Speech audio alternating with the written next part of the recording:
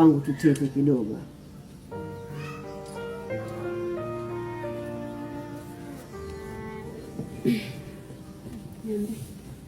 Wangu ni kwa nasema hivi, yule ndugu yako alikuja kwenye msiba umeisha, bado anakaa hapa anafanya nini? Mimi namshangaa. Msiba umeisha, hatujui kama mtoto wa haramu, kama mtoto wa kweli, kama kamzaa halali, hatujui, pengine kasakizi hivyo. Kwa nini tusimtimue? Mwenye nilianza hivyo hivyo. Yeye angesema nikikwambia utaona msiba umeisha, tumtimue. Ana haki, atakunyima haki yako. Hawezi kupata kitu. Baba kaandika mali zote, kaandika jina langu. Sasa kilichomweka hapa nini? Inabidi tuifuate. Kaiona hili. Hawezi kupata chochote. Baba ashakufa na laki limeisha. Leo akirudi tunamtimua. Aondoke. A few moments later.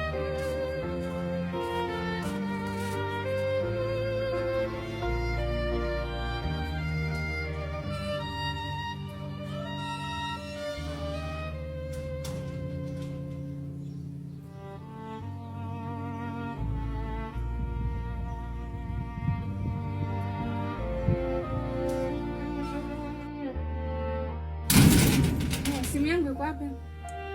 Sasa unamuuliza nani? Wewe unajielewa?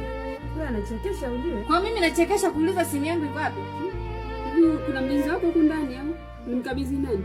Kwa huko ndani sasa kuna wezi wanaingia wajabebe simu yangu au nini unamaanisha nini? Tunachekesha kweli. Tunachekesha nini sasa unachoona wewe tumechekesha hapa? Tunacheza. Jamani narudia tena simu yangu naitaka yani nyinyi wawili hapa ndani simu sijaikuta. Kuna mlinzi wako huko ndani bwana, usipelekeshe wewe.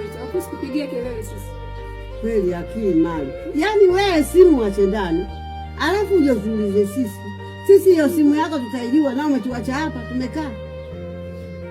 Tena wewe naomba ukae kimya.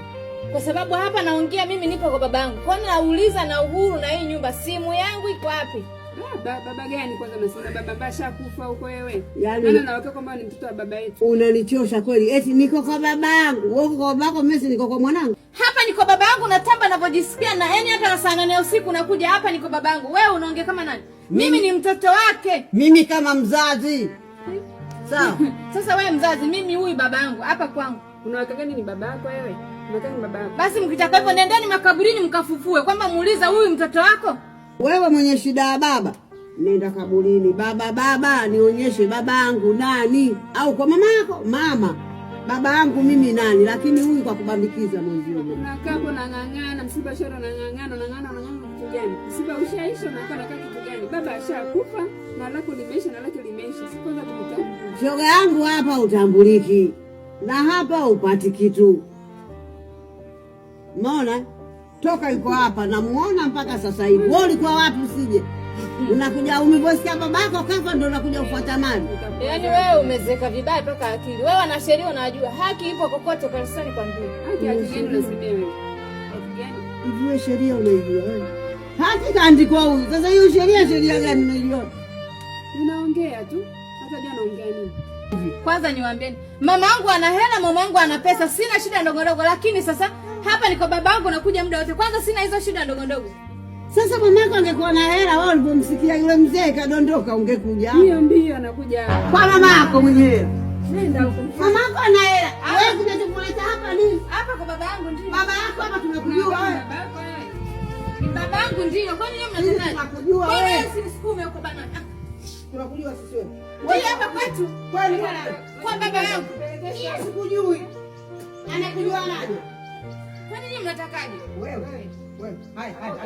Wewe kama mnataka niondoke. Wewe ondoka. Baba na wewe. Nipeni simu yangu na nguo zangu ndio nianze kwa nini? Upati nguo.